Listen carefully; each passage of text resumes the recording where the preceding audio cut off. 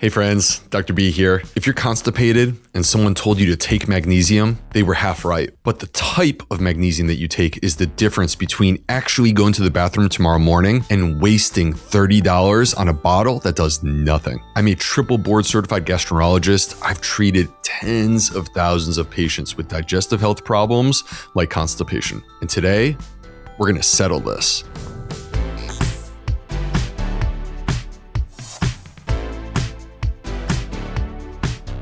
A few weeks ago, I was talking to someone who came up to me with a bag full of supplements, 4 different magnesium bottles. She'd been buying them based upon advice that she got from Instagram, from a friend, and from a Goop article because someone sent it to her. She was so frustrated. She was still constipated and she had spent so much money. And no one ever sat down and explained to her what any of these products actually does inside the body. I get questions about this every single week. So I want to do 2 things in this video. First, I'm going to rank the different forms of magnesium for constipation specifically because they are not interchangeable and you deserve to know the difference. And second, I'm going to explain why constipation almost never has a single cause, which is the reason why so many single ingredient products fail to fix it.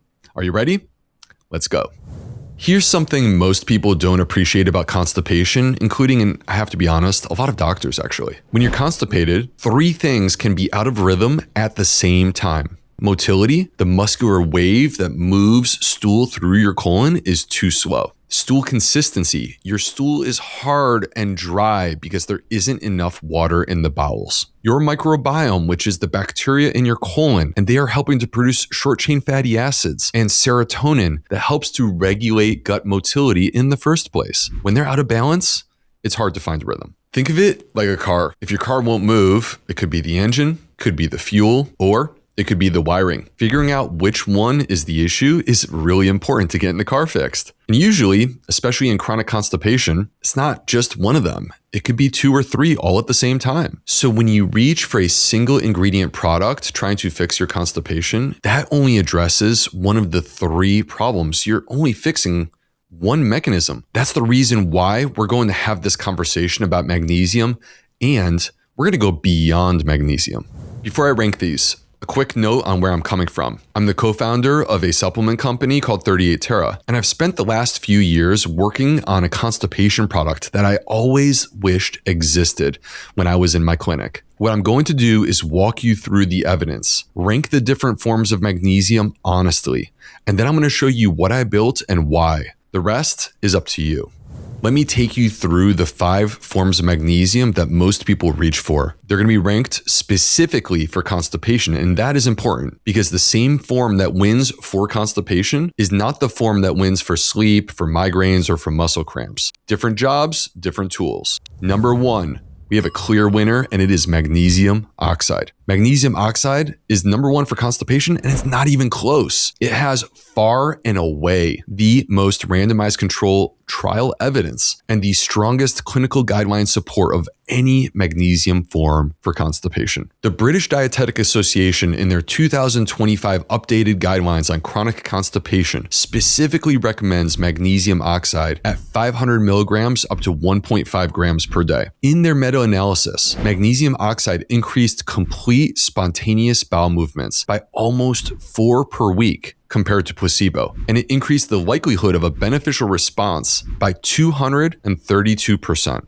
Pause for a quick sec to acknowledge this. A person who is constipated adds 4 fresh, satisfying, and glorious bowel movements per week. That is not just good, it's incredible. Beyond the British Dietetic Association, the American Gastroenterological Association, my organization, also recommends it in their 2023 clinical practice guidelines. The reason oxide wins is counterintuitive.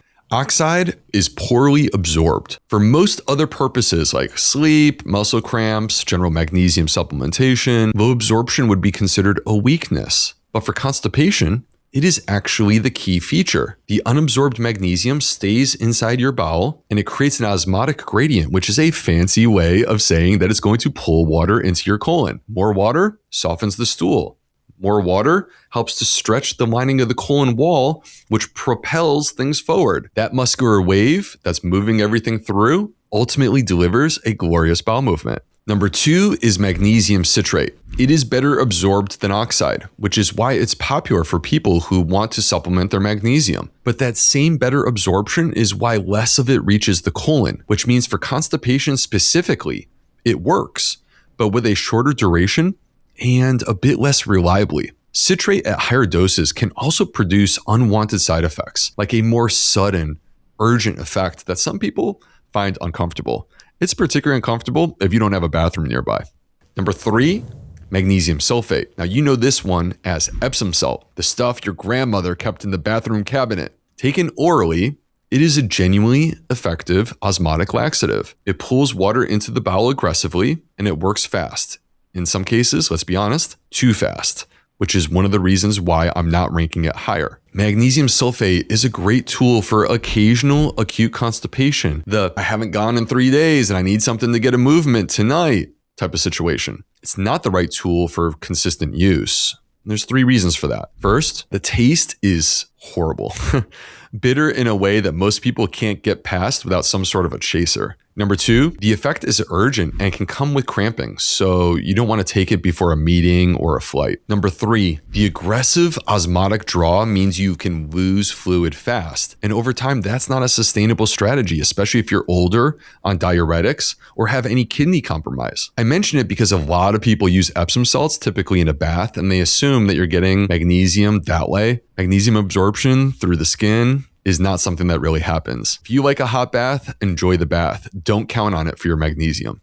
And number 4 and number 5 are magnesium glycinate and magnesium L-threonate. They are not for constipation. These are great forms of magnesium for other things. So if your goal is sleep, my number 1 choice would be magnesium glycinate. It's gentle, well absorbed, and it doesn't have a laxative effect. If your goal is magnesium for cognition, for mood, my pick would be magnesium L-threonate because it crosses the blood-brain barrier more efficiently than other forms. If your goal is magnesium for migraine prevention, the randomized controlled trial evidence is actually pointing towards magnesium oxide and citrate at 400 to 600 milligrams per day. But clinically, most headache specialists recommend glycinate or citrate at those doses because oxide's laxative effect becomes a limiting factor when you're trying to take that much of it every day. Bottom line, different forms, different jobs.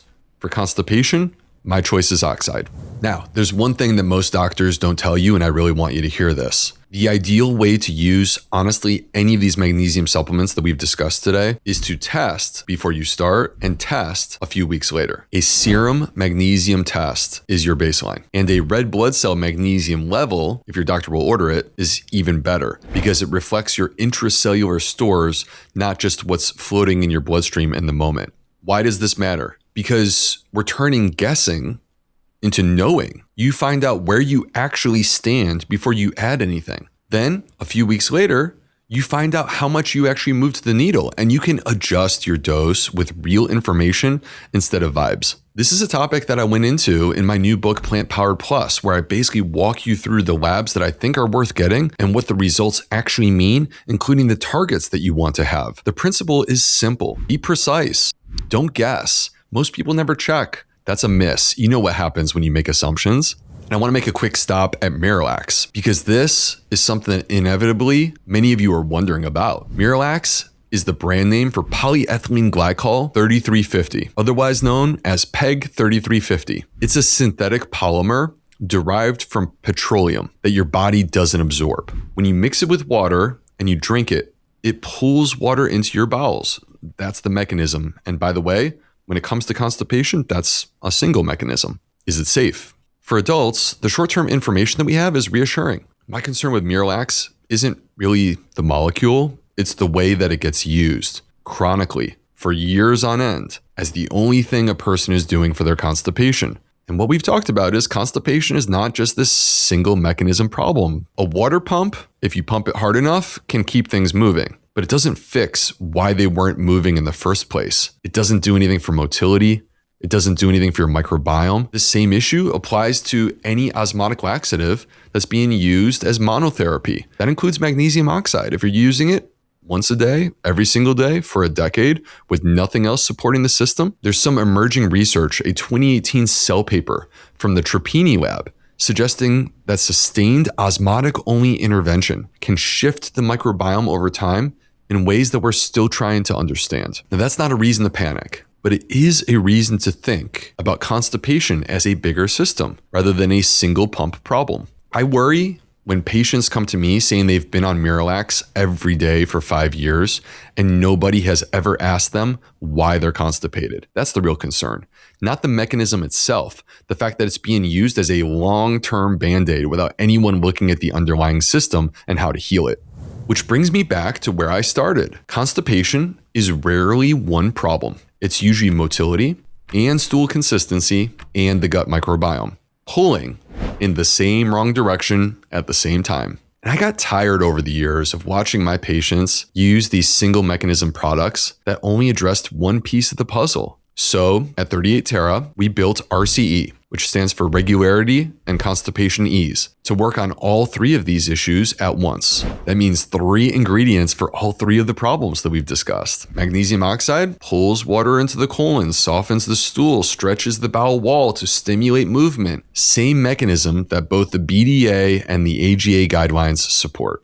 Second is Ginfort. Now this is a concentrated ginger extract standardized to more than 26% gingerols and shogalols, the active polyphenols in ginger. What ginger does that magnesium can't, it directly stimulates gut motility and it reduces nausea and bloating that so often ride along with constipation. In a randomized, double-blind, placebo-controlled trial published in 2022, Ginfort significantly reduced post-meal fullness, upper abdominal bloating, and early satiety compared to placebo. Now, this matters for a lot of you who are watching because these are the digestive side effects that can come with GLP-1 medication use. And third is Plinabiotic, and honestly, the one that I'm most excited about. Plinabiotic is a next-generation postbiotic. It is a heat-treated Lactobacillus casei 327. And in a randomized controlled trial of 104 healthy adults, Plinabiotic significantly increased bowel movement frequency compared to placebo over 2 weeks. A 2024 trial showed it shifts the microbiome towards producing more short-chain fatty acids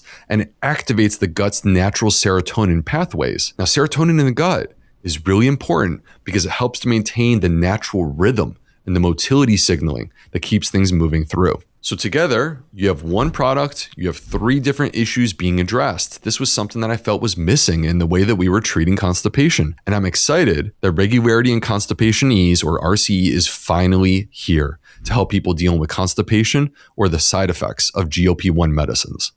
Before we wrap, a few housekeeping items that we need to discuss. A few people who should not be taking magnesium supplements without talking to their doctor first include those with chronic kidney disease, those who are elderly, and those who are taking certain medications like diuretics, proton pump inhibitors, or certain heart medicines because of the interactions that could exist. In all these cases, loop in your pharmacist or your physician. As an addition to the 3 types of constipation that we've been discussing, there's a 4th category that I didn't mention because honestly, it's a totally different conversation. That is pelvic floor dysfunction. If you've tried fiber, hydration, magnesium, and nothing is moving, that's the flag to see a gastroenterologist for a proper evaluation. If you're someone who has to strain very hard in order to poop, even though the poop is soft, again, this could indicate pelvic floor dysfunction. When that's the problem, no amount of fiber is going to actually fix that issue. And lastly, if you're experiencing sudden new constipation, especially with weight loss,